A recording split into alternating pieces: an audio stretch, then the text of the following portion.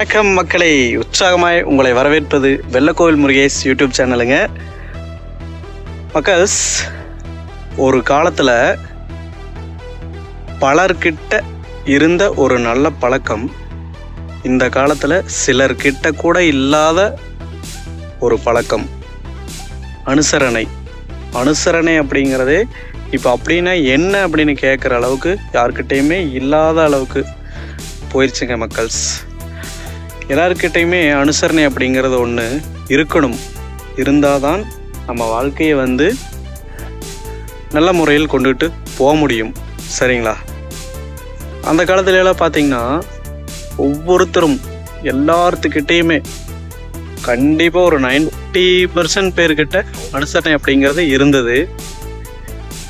முடியாதவங்க கிட்ட, ஒன்று இல்லாதவங்க கிட்ட அனுசரணையாக இருக்கிறவங்க அனுசரணை அவங்களையும் சேர்த்து நம்ம கூட கூட்டிகிட்டு போகிற மாதிரி அந்த காலம் அமைஞ்சுது. பட் இந்த காலம் பார்த்திங்கன்னா அவங்களுடைய உறவினர்களாகவே இருந்தாலும் கூட பிறந்தவங்களாகவே இருந்தாலும் பிரித்து பார்க்குற ஒரு தன்மை, அனுசரணை அப்படிங்கிறது ஒன்று இல்லாமல் போயிடுச்சு. அது ஏன்னு தான் தெரில. ஏன்னா இப்போ போயிட்டு இருக்கிற வாழ்க்கை நடைமுறை வாழ்க்கை முறைகள் அந்த மாதிரி மாறிக்கிட்டு போயிருக்கு. இயந்திர வாழ்க்கையாக மாறிக்கிட்டு போயிருக்கு. ஸோ அது அப்படி மாறி போச்சு காலம். அப்போலாம் பார்த்திங்கன்னா அந்த காலத்துலலாம் இப்போ நம்மக்கிட்ட ஒன்று இல்லைனாலுமே மற்றவங்க கிட்ட கூச்சப்படாமல் கேட்டு வாங்கிக்குவோம். பிறகு அதையே நம்மக்கிட்ட இருக்கும்போது அவங்களுக்கு கொடுத்துருவோம். அவங்கக்கிட்ட இல்லாத போது நம்மக்கிட்ட கேட்டு வாங்கிக்குவாங்க. அவங்ககிட்ட இருக்கும்போது நமக்கு கொடுப்பாங்க. அந்த மாதிரியெல்லாம் இருந்தது. ஃபார் எக்ஸாம்பிளுக்கு சொல்லணும் அப்படின்னா, நம்ம வீட்டிலையே உணவுப் பொருள்களான சாதாரண சர்க்கரையோ உப்போ இல்லைனாலும் கூட, உப்புலாம் கடன் வாங்கக்கூடாதுன்னு சொல்லுவாங்க. ஆனால் எனக்கு தெரிய நான்லாம் வாங்கியிருக்கிறேன். நான் மட்டும் கிடையாதுங்க, நம்ம அந்த சுற்று வட்டாரத்துலேயே நம்ம மக்கள் எல்லாருமே இல்லைன்னா பக்கத்தில் வாங்கிக்குவாங்க. அவங்கக்கிட்ட இருக்கும்போது கொடுத்துக்குவாங்க. கடலை எண்ணெய், அரிசி கூட கடன்லாம் வாங்கியிருக்கிறோம், கொடுத்துருக்குறோம். அந்த காலத்துலலாம் அப்படி அரிசி இல்லாதப்போ பக்கத்தில் ஒரு படி 2 படின்னு கடன் வாங்கிக்கிறது. அவங்கக்கிட்ட இருக்கிறப்போ அவங்க திருப்பி கொடுத்துருவாங்க. ஓகேங்களா? ஸோ இந்த மாதிரி தான் வாழ்க்கை போயிட்டு இருந்து. அப்போ நல்லா சந்தோஷமாக இருந்தோம், ஹாப்பியாக இருந்தோம்.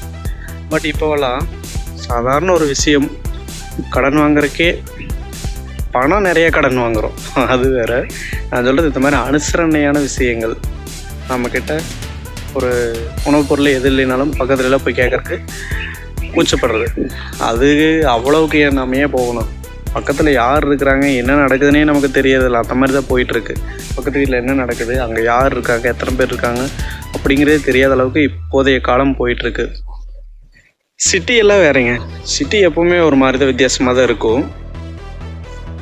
நகரத்தில் மக்கள், ஏன்னா அவங்களுடைய வாழ்க்கை முறை அப்படி இருக்கிறவங்க எப்படி என்ன ஏதுன்னு தெரியாது, நிறைய வருவாங்க, புதுசாக வருவாங்க. பட் கிராமத்திலே இப்போ வாழ்க்கை முறை மாறி போயிட்டுருக்கு. கிராமத்தில் வாழ்கிற மக்களிடையவே இந்த அனுசரணை அப்படிங்கிறது ஒன்று இல்லாமல் போயிட்டுருக்கு. ஏதாச்சும் ஒரு விஷயத்தில் ஒருத்தங்க பின்தங்கி இருக்கிறாங்க அப்படின்னா, முன்னோடியாக இருக்கிறவங்க, கொஞ்சம் வசதியாக இருக்கிறவங்க அவங்கள நம்ம கூட சேர்த்து அவங்களுக்கு ஹெல்ப் பண்ணி கூட்டிகிட்டு போகணும். அப்படி தான் அந்த காலத்துலலாம் இருந்தாங்க. பட் இப்போ அப்படி இல்லைங்க. இப்போ பார்த்திங்கன்னா யார் எப்படி போனால் நமக்கு என்ன, நம்ம போகிறோமா, நம்ம வேலையை பார்க்குறோமா அப்படிங்கிற மாதிரி தான் போயிட்டுருக்காங்க. ஸோ அதனால் மனித நேயமே இல்லாமல் போயிடுது. அதுதான் பிரச்சனையே. அந்த அனுசரணை அப்படிங்கிறது என்னென்னு தெரியாமல் போயிடுது. இனி வர்ற ஜென்ரேஷனால் எப்படி இருப்பாங்கன்னு தெரியல. இப்போலாம் கூட ஓரளவுக்கு ஒரு 25% அனுசரணை அப்படிங்கிறது இருக்குது. அவங்க குடும்பத்துக்குள்ளேயோ அவங்க உறவினருக்குள்ளேயோ அந்த அனுசரணை அப்படிங்கிறது இருக்குது. வெளியில் தான் இருக்கிறதில்ல.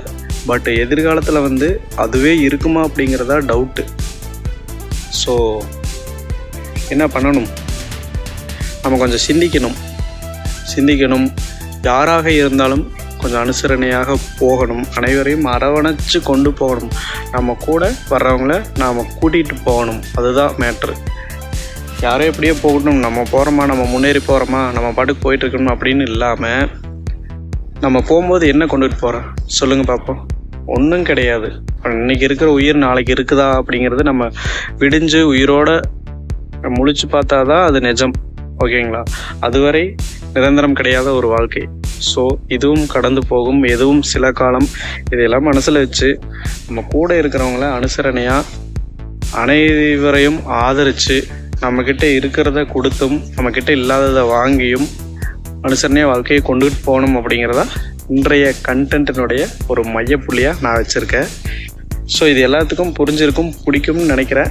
ஸோ இது போன்ற நல்ல விஷயங்களை தினமும் எடுத்து சொல்லிக்கிட்டு இருக்கிற நம்ம சேனல் உங்களுக்கு பிடிச்சிருந்தால் மறக்காமல் ஒரு லைக்கை போட்டு விட்ருங்க. அந்த சப்ஸ்கிரைபு, கமெண்ட், ஷேர் இது எல்லாமே பண்ணி விட்ருங்க உங்களுக்கு பிடிச்சிருந்தால் மட்டும். ஓகேங்களா? மீண்டும் நல்லதொரு காணொலியில் உங்களை சந்திக்கும் வரை உங்களிடமிருந்து விடைபெறுவது நான் உங்கள் நண்பன் வெள்ளக்கோயில் முருகேஷ். ஓகே, டாட்டா, பாய் பாய்.